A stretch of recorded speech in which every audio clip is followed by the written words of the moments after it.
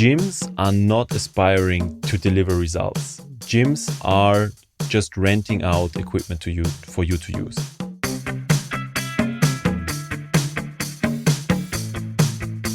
Welcome to the Swisspreneur Show, a podcast about startup stories and learnings from experienced entrepreneurs. Here's your host, Sylvan.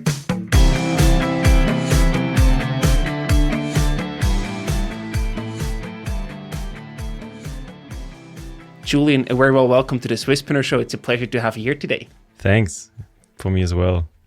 You're the co-founder and CEO at Aurum Fit, a gym which provides innovative high-intensity training in just 6 minutes. You are just so much more than just a regular gym or anything. We're going to talk about all of that because I would probably call it the Aurum experience because I also train there myself. Before we do talk about Aurum, we want to focus on your personal background. You studied economics, but before you did so, you were also part of Germany's national sailing squad.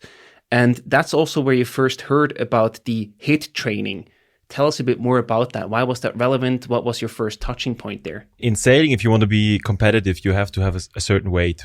For the class that I ended up in, it was around 98 to 102 kilos. Otherwise, in heavy winds, you would not be competitive. And so when I was elected to the C squad, which is already a national level squad, in this class, they told me, look, you are weighing 88 kilos at the moment, you have to bulk up. And so strength training became a regular part of the regime. And in the beginning, we had a coach that now in hindsight, I know did not know so much about how really muscle grows. He was training us too much. So we would do 3 times a week. We would do a 1 hour, like the thing that everybody knows about, like 3 times a week, 1 hour of strength training, then something will happen. And it's basically not true. And we could feel it. Additionally to the workload of doing the training on the water, my training partner actually went into a severe burnout, like a physical burnout, because it was so much training and we were actually getting fat. We were not becoming muscular, and it did clearly not work. And so we decided to get a private coach that had a really good track record in the sailing scene for bringing people and athletes to the games. And so we met with him, and he told us right out of the start, forget everything you know about strength training, forget everything about conditioning or endurance training.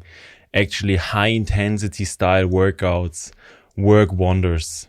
And so that was my starting point, and I was sucked into this whole knowledge around high intensity training, and in many ways it kind of resonates me because I'm a contrarian, an extreme contrarian. I love asking like fundamental questions, which we will talk about later also when we talk about Aurum. And so I had a natural affinity to this against the mainstream way of thinking about physical fitness, and high intensity training is the representation of that in strength training. What actually made you believe that, coach? Because it could have also just been another guru telling you this is the new holy grail, but then you would have also eventually burnt out or it didn't work. What made you believe him? Did you see fast results? Excellent question. It was really fast results. So body composition would change from being a bit fat to really starting to see muscle gain, actually being also when we in the sailing squad or in any other squad, you do these 7-kilometer run tests, right? And so there were people in both classes where you only have 60 or 70 kilo as a competitive weight. Mm-hmm. And I was with 102 kilo. I was running as fast as these guys. Wow, and I was crazy. Like, okay, this is clearly working. High intensity style workouts clearly really put your physique to the next level when it comes to muscle and also endurance. And that was kind of a game changer for me. And it was really I could see it in my body and in my performance. And then afterwards, kind of after the fact, I really dove deep into the science and into the literature that's out there, namely Body by Science by Dr. Doug McGuff and The Muscle Revolution by Dr. Marco Tolgo here from ETH, and both come basically to the same conclusion, and it's that this stuff really works. From the outside perspective, if you speak about burnout, then you would probably think high intensity, if you practice that sort of training, that cannot be sustainable. Yeah. So how do you balance that to avoid a burnout or overtraining as you did in the past? Yeah, I mean, if you would do a high intensity style workout every day, kind of think about a CrossFit style workout with the workout of the day, or any other sport where you really practice super hard every day, you really run into the danger zone of burnout, because actually many people think that the workout itself is the most important part. It plays a big role, but actually the recovery and enough time for your body to recover is even more important than doing a great workout. They should always come together, and our biology is actually set up the way it was 10,000 years ago. And so when you do a high intensity strength training workout or a high intensity sprint workout or anything that puts your body above this intensity threshold of really severe stress, which comes with a good adaptive response if you give it the time to recover,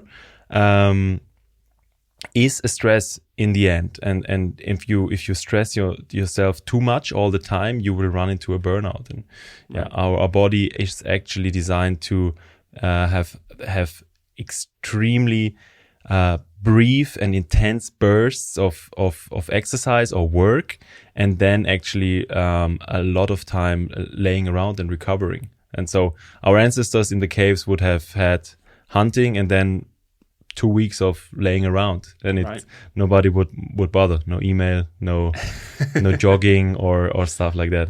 Exactly. I mean, also what I find funny is, think about it this way. Can you imagine somebody in the Stone Age saying to his wife, "Hey, I'm actually," if something like a wife existed back then, but going and saying, "I think I'll have to burn some calories. I'll go out and run around the savannah." Did it happen? And they would think you're nuts, right? You get your answer. You would run into the risk of being completely tired out when you run into a real threat and being eaten. And so, no, would not have happened. I would also like to talk about your first job experiences. So after your studies, you then also ended at GCA Altium, a global investment bank providing strategic M&A advisory. What did you actually take away from that job? Because they have also advised many well-known exits here in the startup scene. So, for example, Bexio to Mobiliar or also Amorana, they supported them with the exit. So why did you decide to join the M&A side and not start your own company? I like to challenge myself. And so when I was in university, I decided to do an internship with a strategy consulting firm called Solon. And they staffed me in their London office, and I kind of had my fair share of long nights there. And I recognized the pattern, and the pattern was that the partners there, like the really successful consultants, they all had earned their first stripes on their uniform in M&A. Namely Greenhill, Lazar, and I was like, okay, there's clearly something, at least about the 2 or 3 years when you start out in your job, in your career, to investment banking, and that really intrigued me, and I wanted to land a gig in investment banking, and GCA Altium ended up hiring me right out of an internship, and I love the culture there. I love the people there. Still love them. Shout out here. And the learning curve was just amazing. As you said, you work on so many different deals. You get insight into so many different business models, into so many different value creation models in a way. And that was so interesting.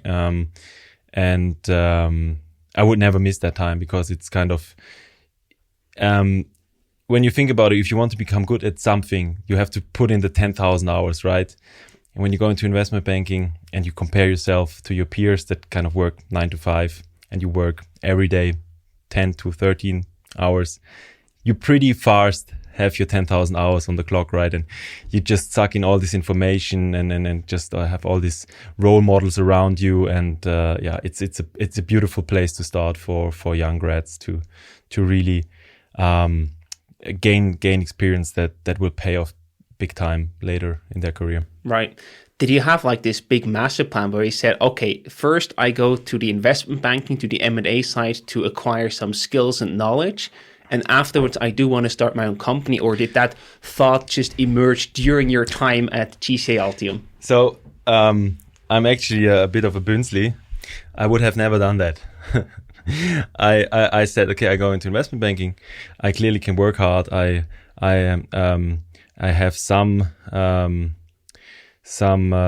analytical skills, and I will save, have a high saving rate, invest, and then how is the term fire exactly, yeah, financial independence, retire early. Right? Financial independence, retire early. And so that was the plan actually. And then actually I was sucked into this entrepreneurship route in a way, and I think we will come to that now. Right? It was never the plan to really I will do that and then I will do that. And actually, with a lot of good entrepreneurship stories, the value creation or the opportunity to create value that we saw in high intensity training, that kind of then set all the things in motion that we started our own company. I think it was also your co-founder Philipp that you actually met at GCA, right? Yeah. And he had an injury that then basically brought you back to the high intensity HIIT training that then eventually led to the foundation of Aurum. Can you talk about that story, how one thing led to the other, that you then both ended up founding Aurum together? Yeah. It's really funny because you're sitting around in an investment bank and in the junior level from Monday to Friday evening, and you're actually seeing the other guy. He was sharing a cubicle with me all the time. So you know yourself, you know the other guy better than some of your friends because you spend so much time together. And at one point, he asked me hey, you look really buffed. You clearly go to the gym a lot, right? But actually I cannot explain this because you are always here with me. So when do you find the time? And I said, I train once a week. For me, but at that point, it was completely natural to train once a week, a high intensity strength training workout lasting for 20 minutes. And he was like, what? How is that possible? No way. Are you juicing? Yeah. And I was like, no, come with me. I'll show you. And so we went to Medlake. It's a former franchisee of Kieser in Küsnacht. Mm-hmm. And I gave him his first high intensity training of his life. So in the basic high intensity training consists of a leg press, a row, a chest press, a pull down, and an overhead press. So it's 5 simple movements. And we would go in there with a paper and pen and really protocol. Okay, this was the setting of the leg press machine.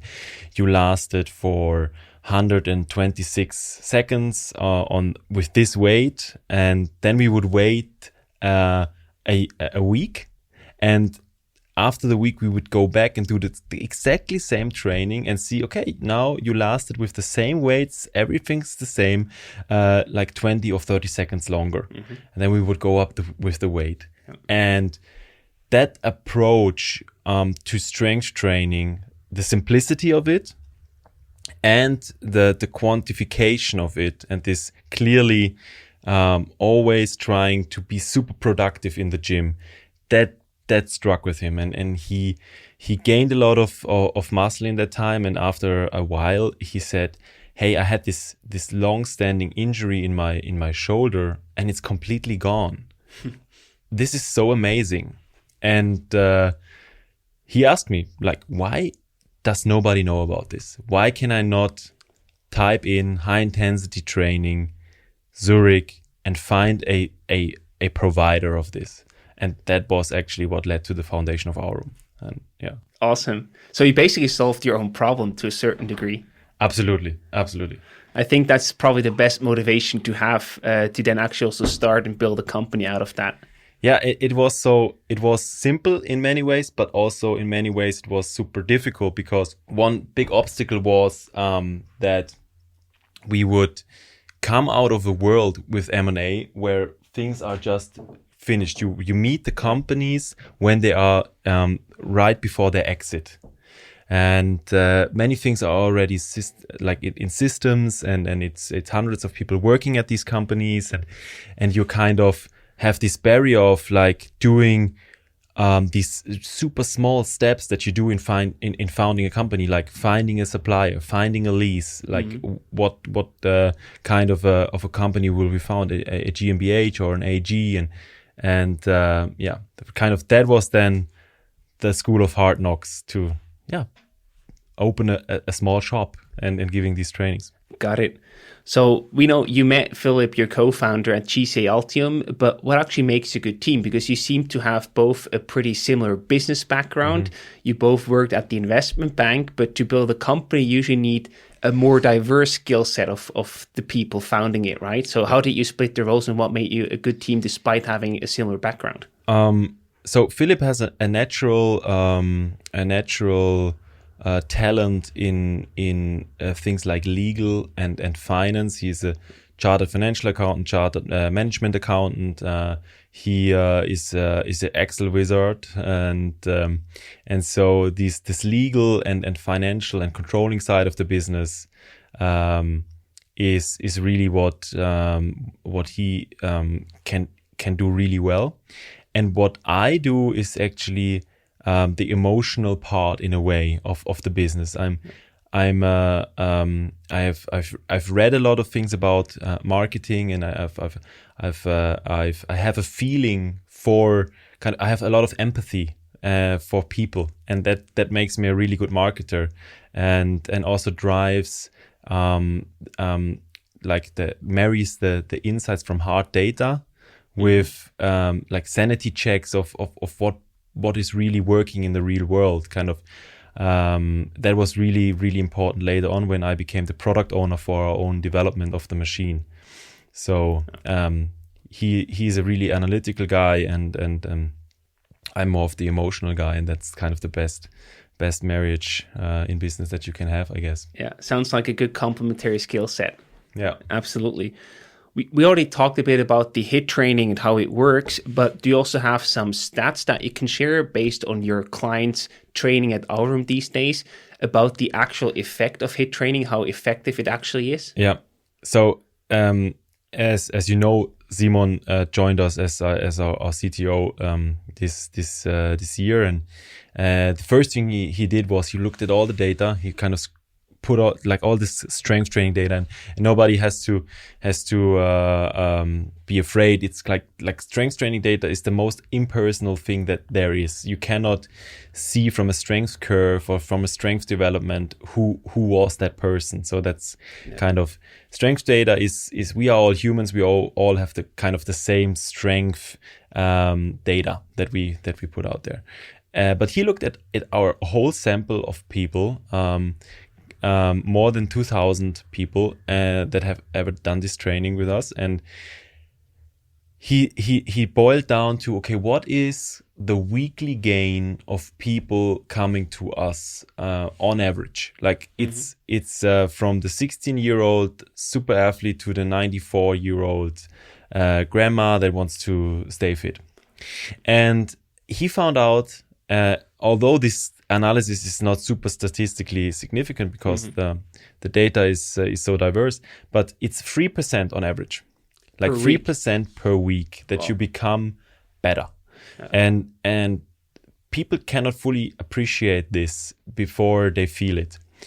I often say strength is the most underrated health marker out there, because when you think about it, when you die, your strength goes to zero. And over a lifetime, your strength becomes less and less and less. And then we have this picture of the old man walking with a stick. It's really about strength, because strength is the corollary with muscle mass. Muscle mass is the corollary with a good cardiovascular system, central nervous system. and all these things. And so 3% stronger each week is compounding over 10 to 20 sessions to a really significant improvement in quality of life. And depending on the goal, also with like more muscle mass, more toning for women, that's a big topic. And when you have this yardstick every week, okay, I've become 3% better. That's also a psychological factor that's just like, it makes you keep on doing this. And that's all that counts. And what I really appreciate about that is it's very data driven. So you have the numbers and you know how people improve. I think that's another key aspect of delivering that product, basically. Absolutely. I mean, to differentiate a bit the quality of our service, in the first, if you are really unfit and you do everything you do in the beginning will work, where kind of the really good methodologies separate themselves from things that are not so good is after the week 10. If you can still deliver consistent improvements after week 10, you really have a highly potent exercise regime that you're giving to people, and that is really what we look at now. When you come to us and you start out and after week 10 and you have still improvements after week 10, then we're doing our job right. And people do have improvements, like 1 to 2 years out after they started working out with us, they still become stronger. And that makes total sense because like the literature suggests that people or athletes that really train to become their absolute best to then go to Olympic Games or try to beat the world record, they need up to 2 to 3 years of consistent, really, really good training to reach that level. Yeah. And so that's what we see in normal people, and that's amazing. And now, of course, the question arises, how do you actually deliver these results? How does your training concept, your experience work? You promise results in just 6 minutes per training. Yeah. Which sounds insane from the outside perspective. If I wouldn't have tried it myself, I think this is nuts. This is never going to work. So how does it actually work? Please explain that. So you said in the beginning, it's a gym, but it's everything but the gym. And that's true. I think the only thing that we have in common with the gym is the business model. There's a physical location. You try to solve this time place equation with a person? You just have to meet them somewhere. There's a physical location. What we identified was that you need actually a coach to do this training. I think the biggest misconception, and that goes back to first principles, is that people can do strength training on their own. That's the premise on which the whole industry of gyms is actually built on. Gyms are not aspiring to deliver results. Gyms are just renting out equipment for you to use. How you use it is up to you. Yeah. And that's where like the trouble starts for most people. And actually, that's quite funny. Now, there was something in Blick on Monday. I have to post about it in LinkedIn. It's where they changed their contracts to more reflect the Swiss rental law, because it's rental law under which these contracts fall, and it just goes to show that they just rent out equipment and don't aspire to deliver results. And so, what we identified is people need a coach to actually go through the training with them. It's really important. It has multiple benefits. You actually have an appointment with a person, so that helps with compliance. You actually go there, and what a coach does is he helps you to be productive when you are there. I mean, that's the second really important thing. Many people go to the gym and then just look at the clock, and after an hour they feel good that they've done something and they go home. I've been there, so I get the results, right? Yeah. But that's not the thing. Absolutely. So the coach will make you do it right. And then the third thing the third insight that we had was that there is actually a market niche between the gym, that is having no coaching at all, and the personal training crowd. If you think about it in terms of classical economics, there's the luxury segment and then there's the discount segment, but there's no premium segment in the middle. So that is just delivering a lot of value per Swiss franc that you have to give for it. Kind of think about a thing like Uber, which I also see in the premium segment, because the discount segment would be the bus, right? And so we saw this opportunity that people just only pay for these 20 minutes of coaching while they do the training, not everything around it, right? Talking with the coach or having the coach drive to your home. This is all stuff that regular people don't want to pay for. And so we stripped it down to this simple, okay, you have the coach with you for these 20 minutes. That was the first really important thing. And then the big question was, what tool will this coach use to make you do this strength training, right? And then there is kind of this thing that kind of classifies us now as a startup, where we said, are weights the right tool for the job anymore? And the classical or the answer was, no, they are not. And that's shocking. Like for so many people, what? Yeah. It's weight training, it's in the name, right?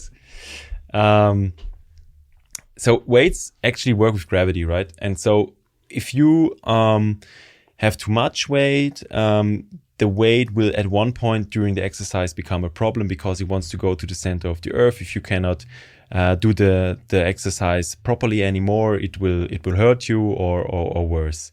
And so people have a natural respect for weights, and they will always, when they train alone especially, they will always choose too little weight, and then over time progress stalls and everything like that. So that's the first thing. It's not a human-friendly tool to do strength training. It has a lot of flaws from the safety perspective. And the next thing is that, I mean, we live in a world where we can quantify so many things. I think the new Apple Watch will also have a glycogen level in your blood and stuff like that. But we still measure strength in kind of 5 kilo plates or 10 kilo plates. Like that's not exactly granular, right? And not digital at all. So you would walk around with a notepad and note down, okay, today I had 12.5 kilos. And we're talking about, and that's also, let's talk about that later when we come to product market fit. These are regular people. They don't want to walk around kind of writing down what was their weight. Kind of that's hardcore bodybuilding stuff. And so that's the second flaw of weights. It's not easily quantifiable.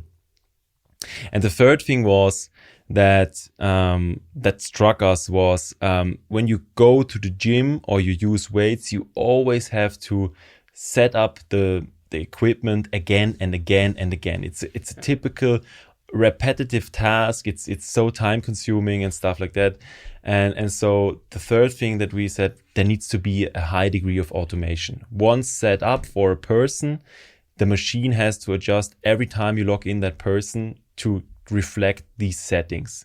And then it goes full circle, because if you control the automation and the settings are always the same, then the data makes sense all of a sudden, because you're always training with the same settings. And then you can start really doing cool analysis around strength improvements for people. And so, yeah, that's how we went about it. Awesome. In that regard, you also have a marketing slogan. You call it like train like an astronaut. Where does that come from? You know, what's the meaning behind that sentence? I mean, that's always, it's really always nice to see the epiphany in people's faces when you tell them. Because weights need gravity, right? Yeah. If I say I do 100 kilos of leg press here on Earth, that would mean nothing on like the moon or on Mars, right? Yeah. While if you used our machine, it would always be the same resistance, that you would always feel the same, depending on where you are in the solar system or beyond. And so that's really cool, right? Because I firmly believe that we will use this actually to then do long distance travel in the solar system, because people, it's one of the biggest problems. It's astronauts lose so much bone density and muscle mass during time in zero gravity, and so with this system you can actually do a strength training like you would do here on Earth, and that's how the slogan "Train like an astronaut" came about. Awesome. And the other thing is, it's actually a classic case of the science was there first, and we just built the tool or the service to really apply the science to people consistently. And so astronauts, I hope, train with the newest science and technology. Hopefully. If not, they know whom to call from now on. I hope so. Talking about building that experience from scratch. So you had the science background, but you needed machines, you needed locations, you needed money. That's a big challenge by itself. So how do you actually go about to open the first 2 locations? So we found a supplier in the US that has built similar machines. It's built on this premise of the isokinetic exercise principle, and that was invented in the 70s and 80s by physiotherapists, and that kind of beautiful technology or way of producing force to train muscle actually was laying around in physiotherapy now for decades, and nobody thought about applying it to strength training for fitness and other applications. And so what the supplier from the US gave us, he gave us a starting point for the machine that we could actually use to give this high intensity training. It was not optimal. It was actually designed to give like 40 different exercises and stuff like that, and we only used more than you needed. We only used 6, and it had many other things that we wanted to do better. But it gave us a simple way of just deploying a minimum viable product, which was in this case a studio in Zurich with me as a coach and this machine, and seeing how this model works.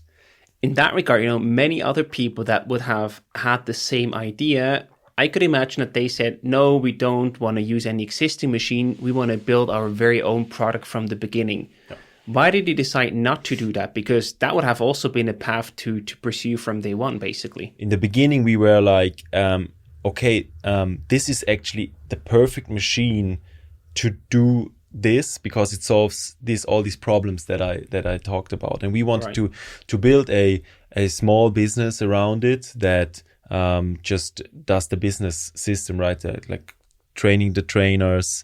Franchising was always a distribution option for us. We wanted to build a business around that, and did not know from the beginning that we want to build the technology in-house.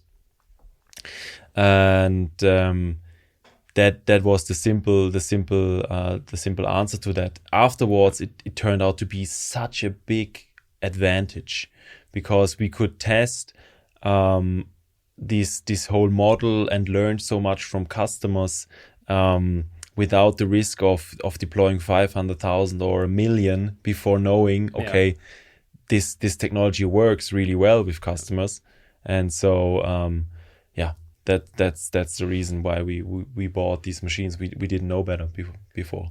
So I think it's also a perfect approach of going about building an MVP first, and then you actually see, there are certain drawbacks that you need to correct, and then you build your own product. And I think wonderful. A good friend of mine is Beat Wuffli from Signum, and he's like, we were sitting around already in investment banking and discussing, maybe we can do a software for dentists, because we had just sold Zahnarztzentrum, and they had the software there is really just like the first line must have been written in the 90s.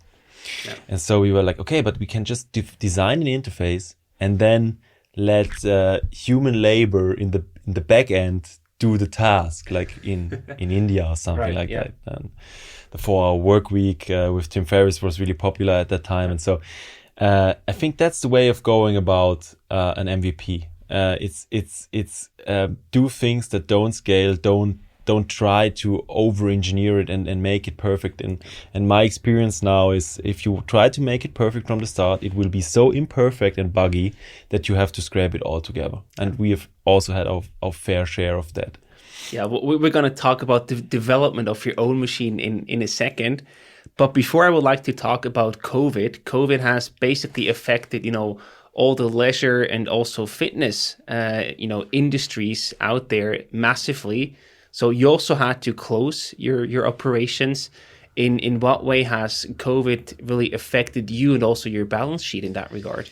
So from the spirit of the organization perspective, we are on such a forward momentum that we were actually, and this might sound a bit counterintuitive, we were actually happy in the first lockdown to catch up 6 weeks of catching up, right? Like, because the backlog was so big at that point in time already, and we had so many initiatives and stuff that we wanted to do. So for the management, which was partly still in the operational business, that was in a way good, because we could really work on the bigger vision of the company.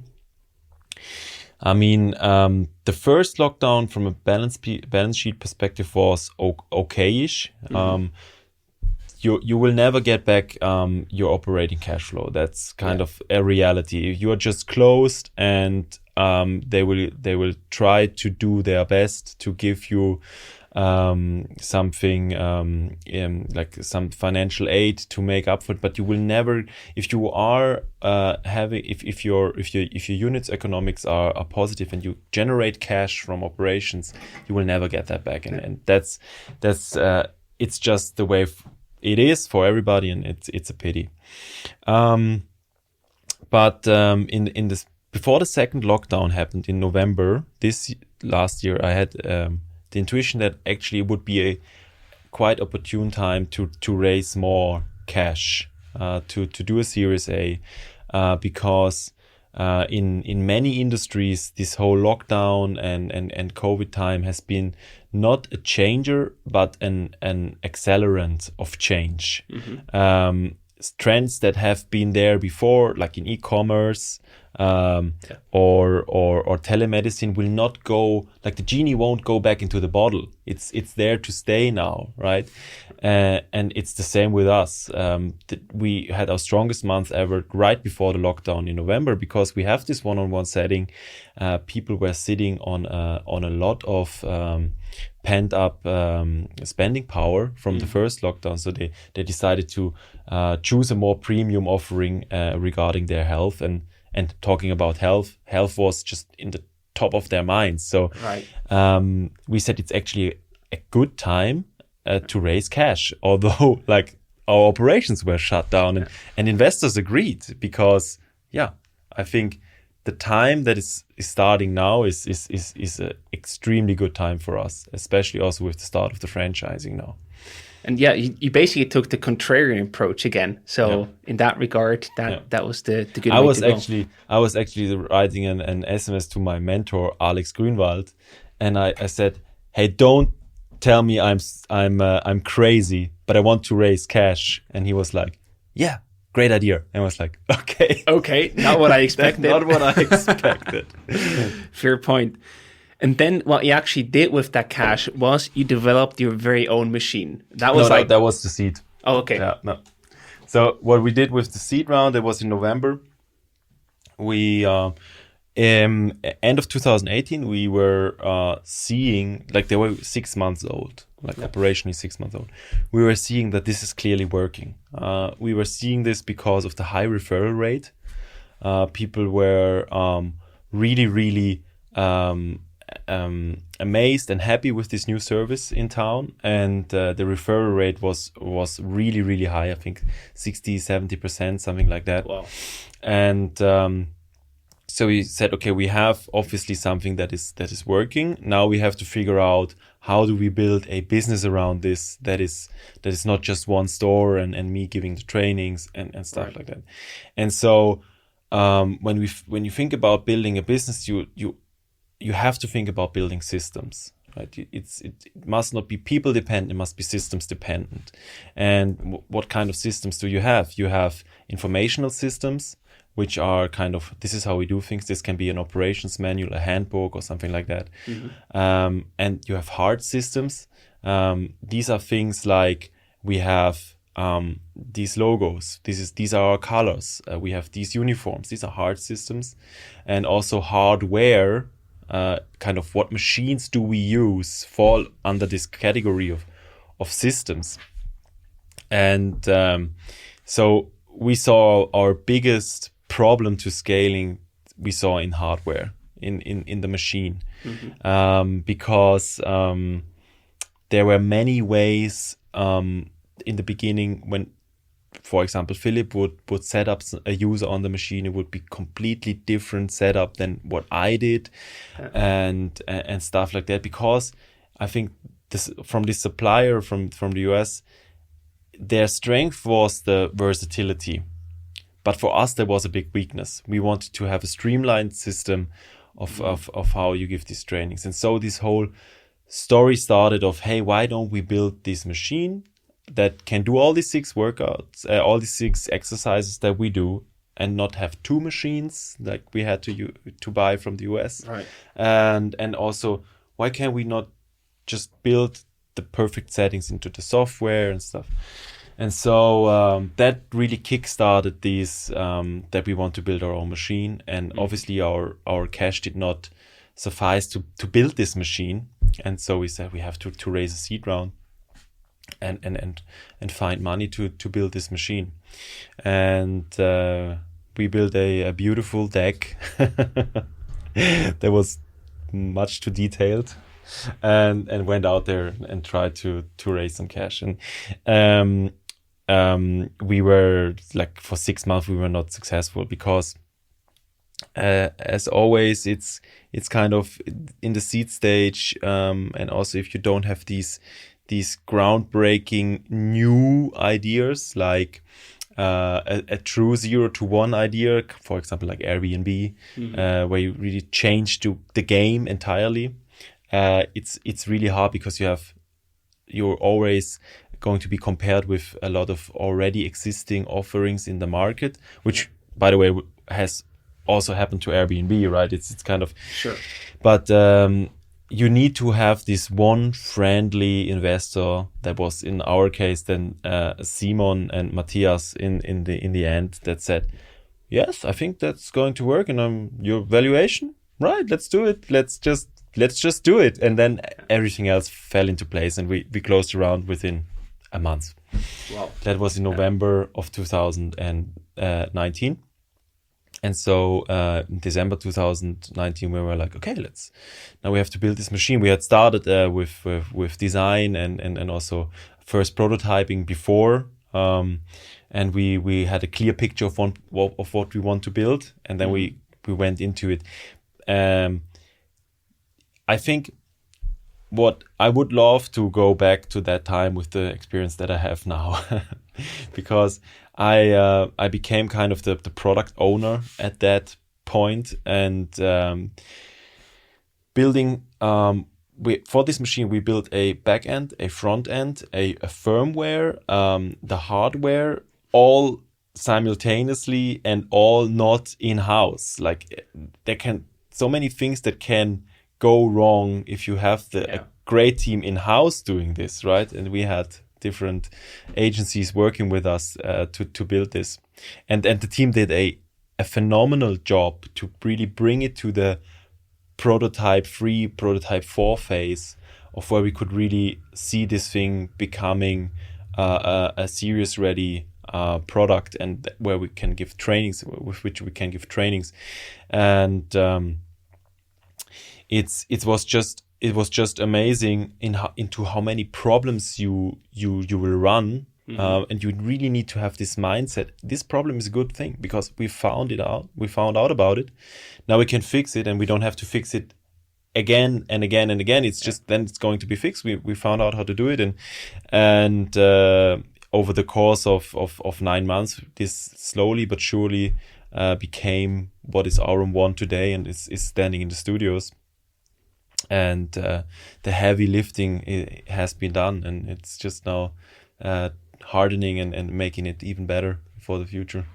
I'm really impressed by what your team pulled off there, because, you know, whoever you ask, they say hardware or software, but never combine the two. You will just have nightmares over nightmares.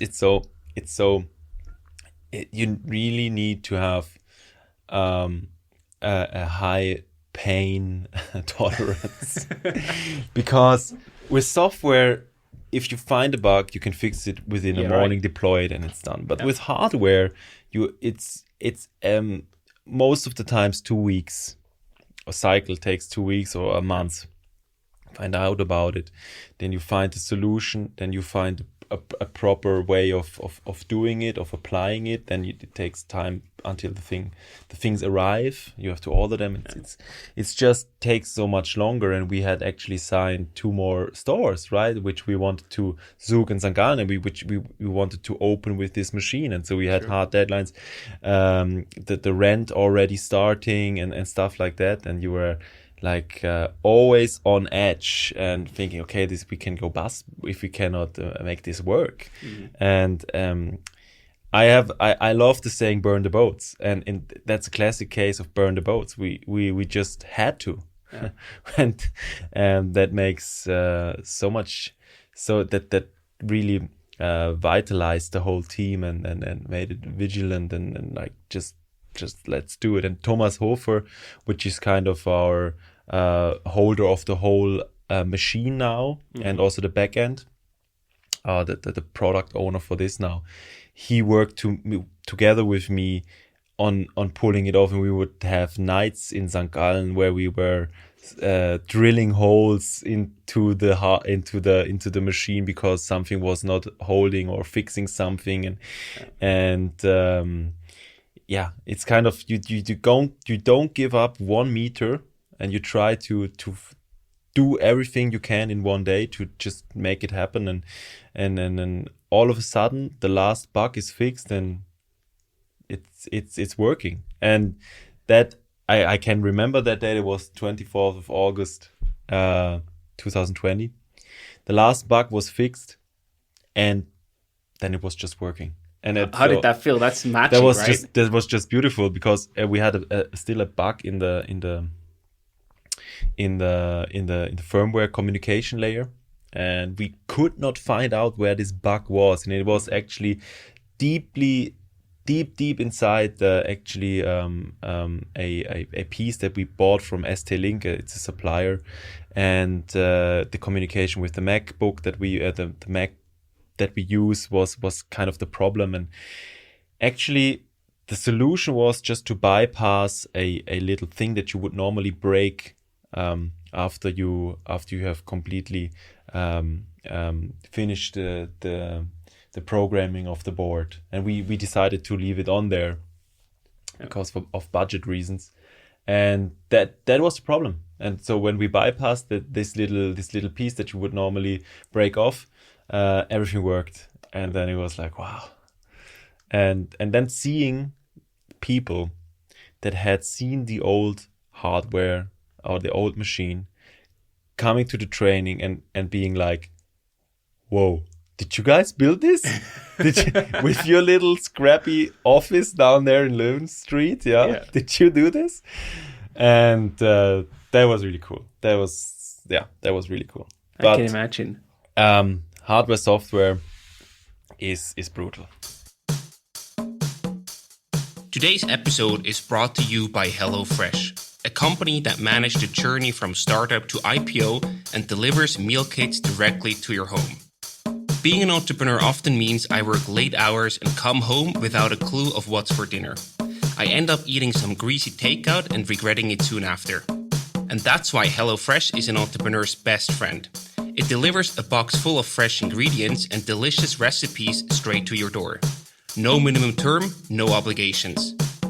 I was able to choose my preferred meals on their website, and within just a few days I received everything I needed to cook the meal, including a nicely designed and easy to follow recipe. The delivery not only saves me time from going to the grocery store, but also from the whole planning process and researching what to cook. I tried a few different dishes and ordered the larger box to be able to prepare some additional meals for the week ahead. I especially loved the chili noodles in my last box. My verdict so far? It's delicious. The recipes are easy and fast to cook and taste really good. It's fresh and all the ingredients are high quality, often organic and super fresh. They also come in the perfect size, so there's no food waste. And it's also balanced. You can choose and adapt from a variety of diets, from vegan to low carb and much more, to find the perfect fit for your lifestyle. Try HelloFresh for yourself. Head over to hellofresh.ch and use the code HelloSwiss, all in capital letters, for a total of an 85 Swiss franc discount distributed on your first 3 boxes. It's brutal, it's tough, a lot of blood, sweat and tears, but it's doable, as you just proved. Absolutely. And I mean, also, it was not so complicated what we built, right? We did not build a better nuclear fusion reactor or something like that, right? Not yet. Maybe that will come in the future. Yeah. We built an exercise machine, so that also helped. It was not super complicated, but still, it's. I have the greatest respect, for example, for Tesla, like what they have pulled off, or SpaceX. It's so much that can go wrong. The more complex the device becomes. Yeah. I would also like to talk about your opponents and supporters along the way of building Aurum so far. Now, when you talk about opponents, you basically, in the market that you're active, although you have a very unique positioning, but still when people from the outside look at the market, they think, okay, I could go and train at the regular gym, I could go to an EMS studio, I could book a personal trainer, use my fitness app. So it's a very crowded, but also very busy market with lots of competition. How do you stand out there, and do you even compete with these other players? To say we don't have competition would be wrong, right? You always have competition. There's always a substitute for what you're doing. But in the value that we provide to customers, I think we don't have a clear substitute.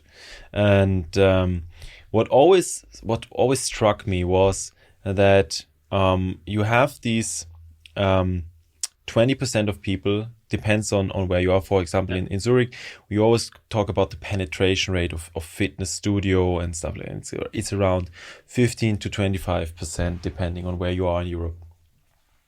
And all these players try to target these 25%.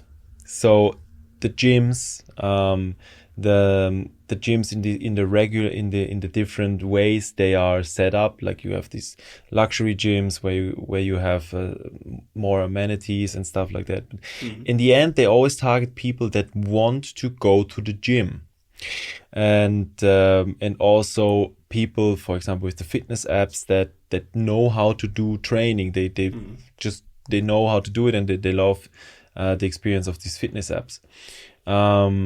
And so the only competitor that we have that is really left, that targets people that have little time and that want to have a one-on-one coaching are the EMS studios.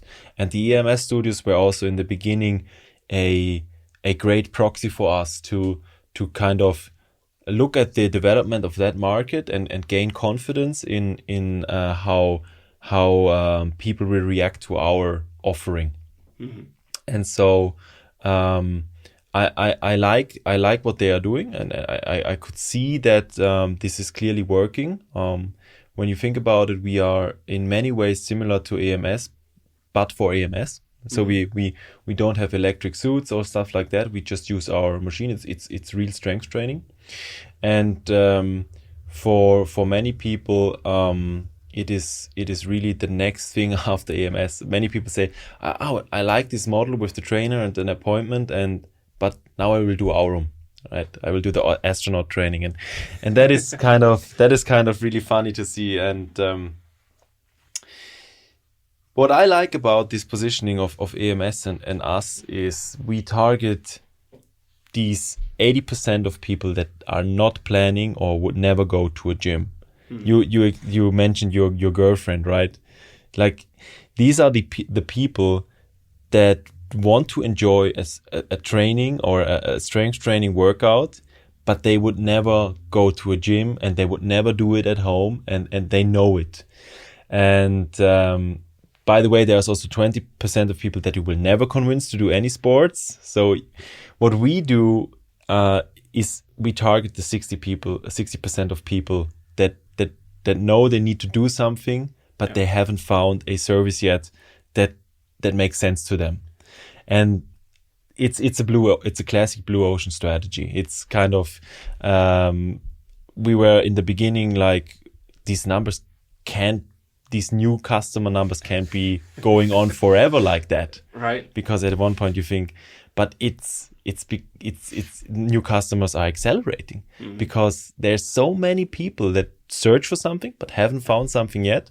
And we were like, okay, if nobody wants to serve these people, sure, then we will do it. It reminds me a bit about the common say where you say the difference between communism and capitalism is, you focus on tapping into untapped fields, untapped markets to make the pie bigger, instead of being stuck with the 20% in the fitness market and trying to slice it and taking market share away from other people or other organizations. You want to go in untapped, much like 3 times bigger market, and that's super interesting. Yeah, that's also the explosion, and was also the story now for the Series A when investors understood this, because the applications of this are huge.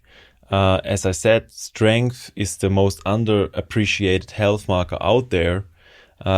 We measure steps just because steps are easy to measure, but it doesn't mean that it's a good measure.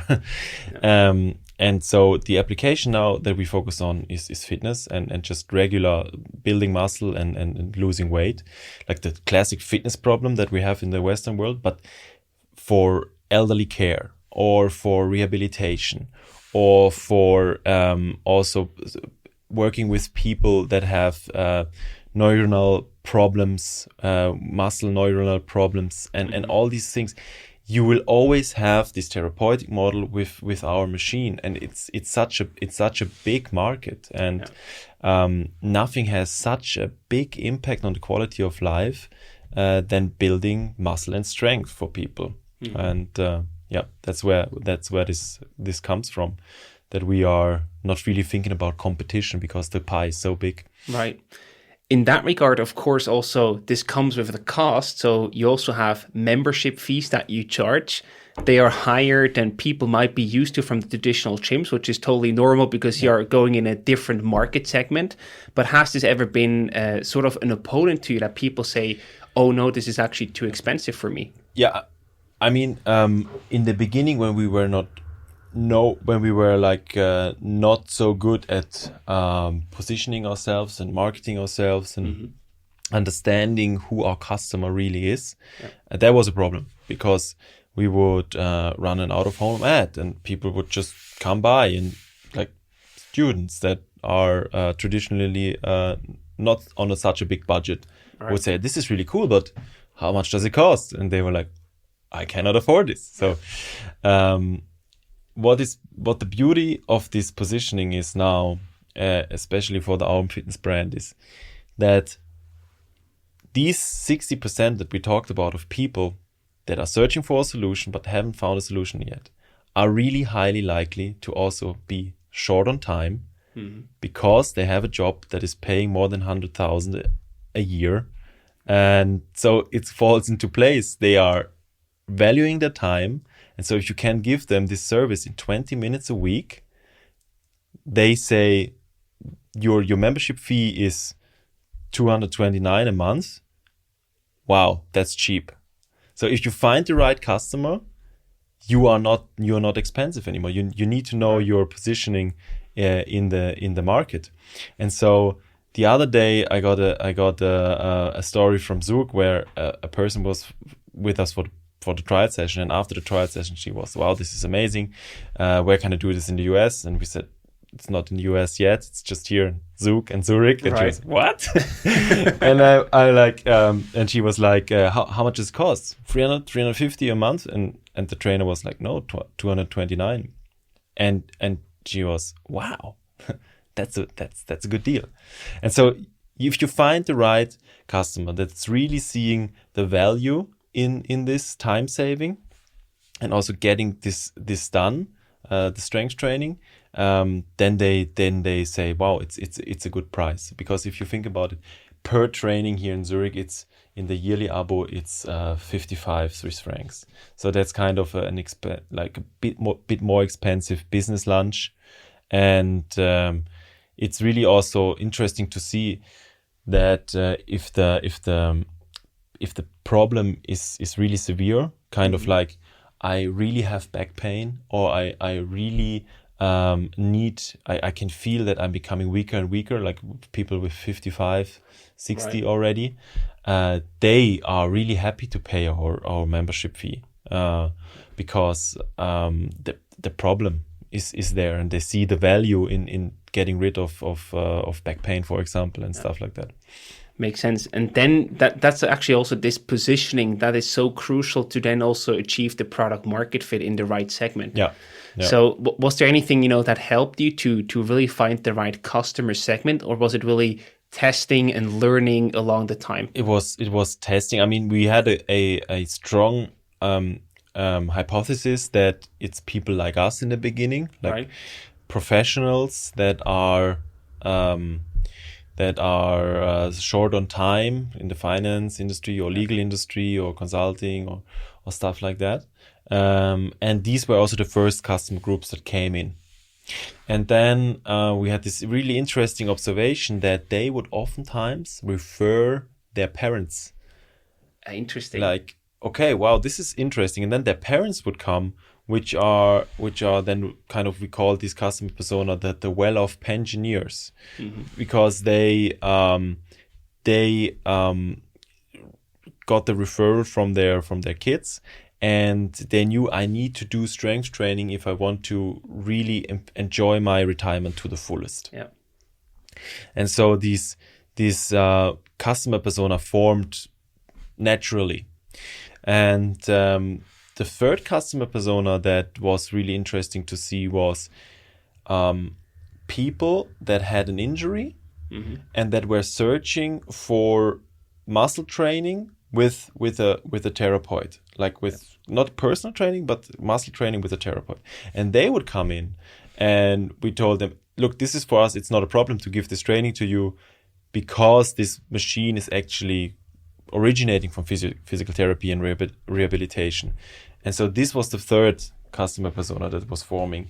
And also this then kicked off the whole certification process with insurers, and stuff like that. And all these three personas have one thing in common: they value one aspect of the service highly, and are willing to pay a certain premium for that. So the rehabilitation and pensioner crowd is valuing the therapeutic aspect, that there's somebody with you, that you're quantifying the results, and that there's, at one point in the future, there's a certain number attached to the outcome of, okay, you're pain-free now. And that was the threshold of strength. And for the younger folks that are still working, it's this time aspect. They understand that the best strategy is something that you can keep up doing. And so this 20 minutes a week is something everybody can do. And they are really happy about this kind of time machine that we have invented there, where you can just squeeze 3 hours or 4 hours of gym into 6 minutes. Yeah, fantastic. Let's also talk about your supporters. You already mentioned some of your investors along the way. Also Simon, for example, who was also on the show, Simon Scheuder, and Matthias is co-founder at Qumran back in the days. He will also be on the show very soon. They both invested in your company, but are now also part of your operational team. So that's probably the best thing that could happen, right? I mean, yeah. So the supporters were from the beginning. It's Alex Grünwald, my boss at GCA Altium. He was like, at the beginning, I told him I want to found my own company. Yep. And he was like, let's go for lunch and Yeah. talk about this, right? Please, what do I have to do that you stay with us? Right. And he got my pitch, and he got the enthusiasm in my eyes, I think. And he was like, okay, I will invest. And I was like, this is really cool. So if somebody, I had a saying from Steven Schwartzman in my head that was, if somebody offers you money, take the money. And I was like, okay. He was a really supporter in the beginning, because obviously you still have to when you in our investment banking, you go through these bonus cycles, right? And so we needed the bonus of the upcoming bonus to found the company, and he was super fair with us. He gave us a great bonus to found this company, and was not kind of I will give you, like, I will have a grudge because you leave us. And he was really supporting this and founding of the company and entrepreneurship. And he still is kind of a big supporter of us, because he has an outstanding network in Switzerland and beyond, and he's just a sports enthusiast, and it's great to have him on board. And then Simon and Metu, they are really a special pair. Like, it's amazing to have these guys on board. For once, they were really, really successful. I think one of the most successful startup teams in recent years from Switzerland. I mean, they basically did two exits, right? They first sold their own company, and then the company that they sold to and were also shareholders did an IPO afterwards. Dynatrace has done great since then, and so they are really passionate about health and sports and sportsmanship and competition. I mean, we have an internal competition about who has the highest score, right?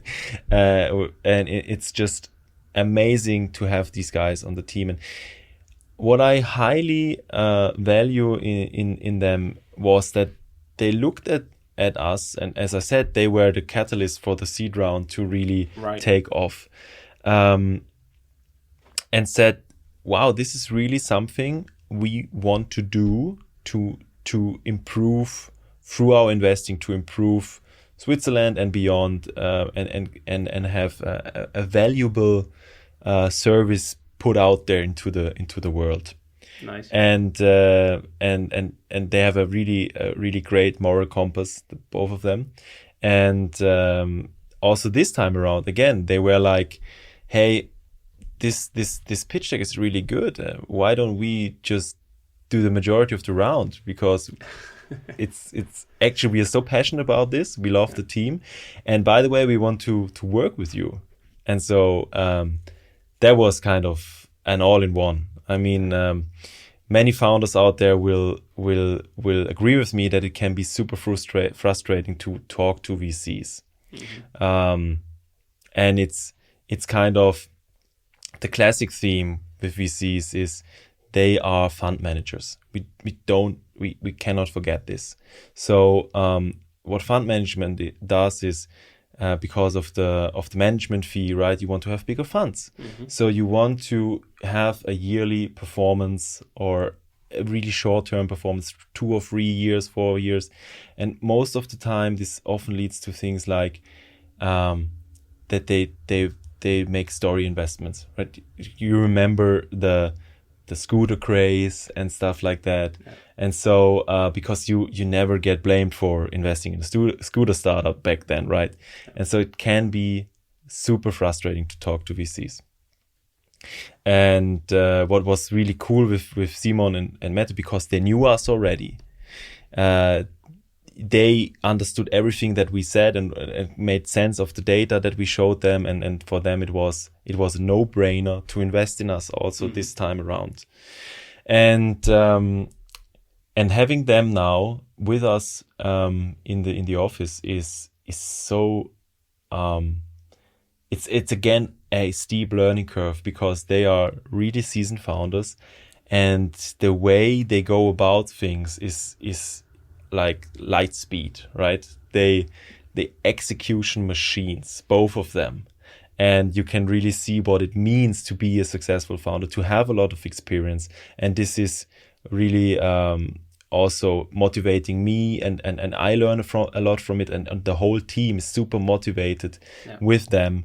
And it has put the whole operation on a new level in a way, because you have a bit older people that are really experienced that work with you. And it's just cool to have somebody like Simon, where you can just call him and ask him something about anything, about being a father, about hey, I'm a CEO.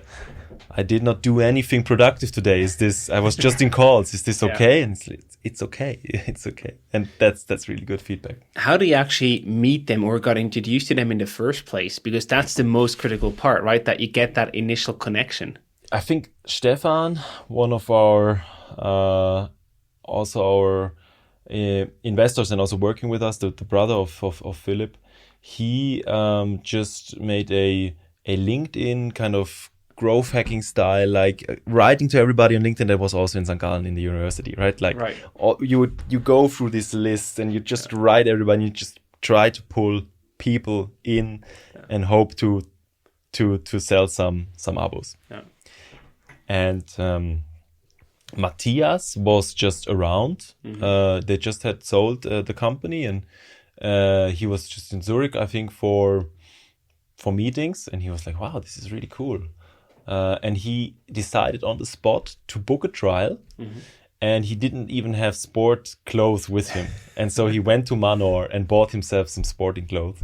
And he came and did the training, and he was so amazed by it, and he went all out. He asked us, hey, do you guys have a kind of an isotonic drink or something? I can barely stand.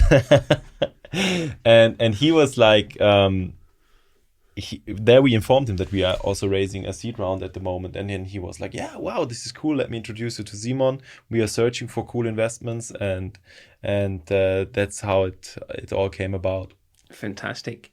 And yeah, you've really come a long way. You basically grew from 2 locations to 4 locations today. You plan to open your 8th location later this year.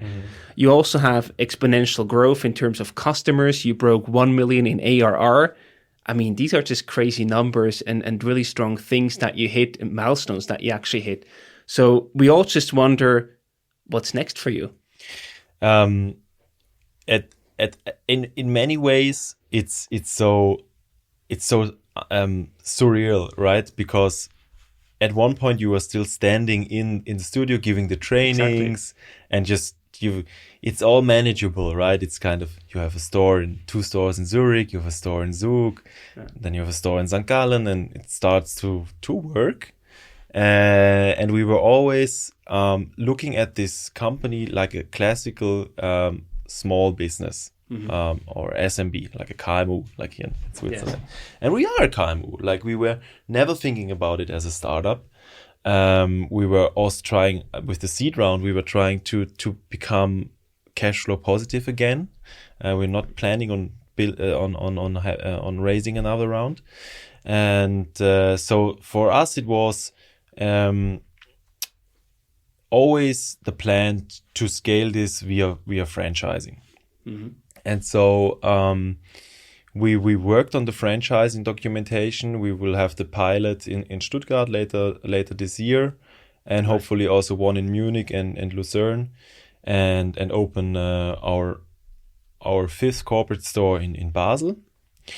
And then from there, I think we will be slow compounders. We will not try to open 100 stores in a year. We will compound at an attractive rate for many years to come, because we have done the heavy lifting of building our own machine. You could not copy this even if you had 1 billion. I love a saying, and the team is always telling me about this. You cannot build a baby with 9 women in 1 month. And so we are now trying to build a company that is system dependent, that is really also working without us and scale it through franchising. And then what is really a big passion of mine is elderly care. So what I would love to venture out into is this whole thing of how can we, with our technology and know-how, give people above 60, 70, 80 the strength to enjoy life. Like that's our tagline. Yeah. For younger people, it's not really so important. When you're 30 or in your 40s, you think, yeah, the strength to enjoy life. Like I want muscle. I want to look sexy in my bikini. Yeah. But for the elder people, strength is really becoming a thing of, will I go down to the post box today or will I not? Exactly. And stuff like that. Things that are for us so natural, but for elder people, it's really a severe drag on their health and also on their quality of life. And so what I would love to, as soon as we have proven this Aurum Fitness brand to be a great brand that is growing for years on end, that I turn my creative juices to solving this problem of elderly people really having no muscle and just dying early because of it and not having so much joy in life because of it. That's a great vision to chase, I would say. Yeah. In that regard, you have investors, you have an investment banking M&A background. So people might also wonder, do you have any exit plans with your company? Because sooner or later, your investors probably also expect any return on their investment. Yeah, I mean, it's always interesting to see how it will develop. Will at one point somebody come and ask us, hey, we would love to buy you. Right. You will always listen. You have to. You have kind of a fiduciary duty to your investors. But I'm of the opinion that if you have a durable competitive advantage, and you have a great team, and you have still not personal reasons to sell, why sell? The transactions costs are high. If you have a vessel in which you can compound an attractive rate of return for years and years and years, why would you sell it? And so that's the same thing with Aurum, and like the way Philipp and I are wired. We are not looking for a quick exit. We want to build something that has durable value and that is really something that people love to have in their lives. And so that would be a counter to this way of thinking about building a company that we have deeply ingrained in us. And now let the investment banker speak in me. It would be amazing. It would be really amazing to provide liquidity to investors through an IPO. That would be my dream. That would be really my dream. I mean, I love I've been as an M&A advisor in the private markets, but I love the public markets. It's really a passion of mine, and it's just it's really, for me, it's a milestone of a company if you can really become such a great brand that you not sell out but go public and enable every investor to own an ownership stake in the company.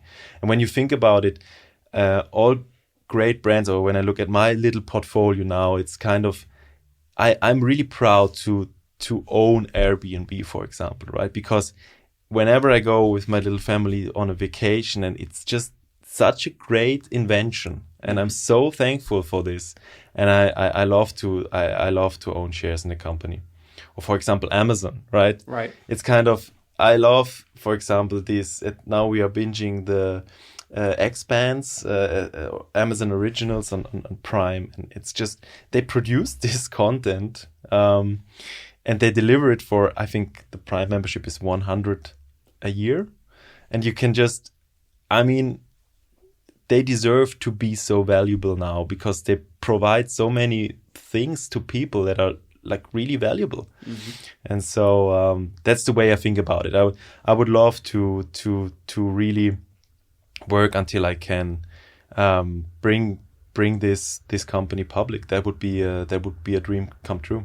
Awesome. I think it would be very good also for the whole startup ecosystem to have more startups, scaling up and then going public. I think that would be a tremendous story. Absolutely. I mean, if you think about it, what I don't understand from a perspective of entrepreneurship is built just for a big competitor already in mind to sell out to. I mean, it's a business model. It's completely fair if you want to do this and you want to sell out to make some money. I mean, I'm really supportive of that. The thing is only if you build a feature for somebody else, right? Yeah. And you think about your lifespan. Do you really want to build just a feature for somebody, or do you want to build something that is really solving a big problem, like really solving a big problem? And I think that is, at least in my mind, that is really the representation of going public. If you go public, you have solved a big problem, and you have like the justification to be a company that is public and just being the company, right? For the lack of a better word, it's kind of when you think about public companies in here in Switzerland, like ABB, right? They are a world leader in a field, and that's why they are not a takeover target or something like that. Exactly. And so it would be amazing to see more kind of product companies going through the whole cycle and going public. Yeah. And that would be cool for the Swiss ecosystem. I agree. And I think that's a perfect point to end the conversation. Before we wrap up, we have a few rapid fire questions for you. So I either give you a selection or a short question, and you have to basically say why you made the choice or you gave the answer in one sentence. Are you ready? I have to answer in one sentence. Exactly. Okay. Sailing or a session at Aurum Fit? Sailing. Yeah, still? Now I'm surprised. Why is that? I mean, it goes back into the strength to enjoy life. True. Because I want to do strength training only really short and brief, and then go out of the studio and enjoy my life. And sailing is by definition something I want to spend many hours doing. Yeah. It's enjoying life, and whatever that means for anybody else, can be hiking or stuff like that. Nice. Always choose the thing that you want to do. Very nice. Talking about hours, how many hours of sleep did you get last night? 8. Perfect. Workout first thing in the morning or at the end of a long day? In the middle of the morning, 10 to 10:30. What did you eat for breakfast today? Black coffee. Nice. You also said you're a big fan of the public stock market. So you have any favorite investment? A favorite investment? That's always the favorite investment I have is something I never have to sell. Okay. So kind of I'm extremely seasoned by public figures like Warren Buffett and stuff like that. But actually, that was kind of also a mind shift when you go about entrepreneurship, right? Because it's not about making money, and that's what's the stock price is like. If I buy this now and I sell it tomorrow and make money, It's not about making money. It's about providing value. And if you have an ownership stake in a company and the value they provide is still congruent with your way of looking at the world, and it's growing and it's not a financial disaster to own this company, why would you sell it, right? Yeah, true. And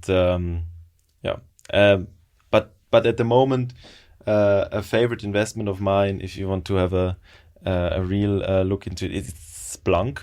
I was kind of Splunk was competitor of Dynatrace, and so they went now through a transition, and they're really like transitioning to a cloud model and a subscription-based model, and the market is kind of making a lot of drama around it because like of accounting standards, and these are the situations I love to look at. It's nice. Really intellectually stimulating for me to analyze the situation and see that the underlying business is perfectly fine. And it's just market drama. True. And so you can read in the financial news about it, and this analyst downgraded and stuff like that. And I've bought into that recently, and now I'm checking it every day of like what's the drama. And then I'm at one point I'm going to forget it, like in 2 or 3 weeks, and then I like to set it and forget it, and then look back in a few years. And the last one for you today, do you have a favorite Aurum exercise? Yes, that would be the torso extension, like the lower back one, and also with the new machine, right? It's crazy. It feels like a deadlift, but like holy moly, like a really hard deadlift. Absolutely. Julian, thank you so much for spending the time here with us. It was a pleasure talking to you and learning more about the Aurum journey, the fascinating and impressive Aurum journey.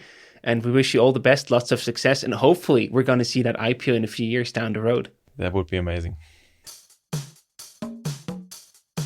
We're very excited to announce the launch of our newest initiative, the Swisspreneur Coaching Package.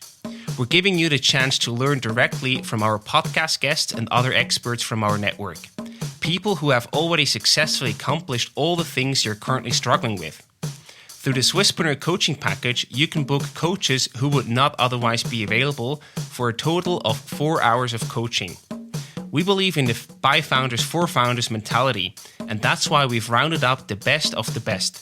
Apply now to work with the coach of your dreams at swisspreneur.org/coaching.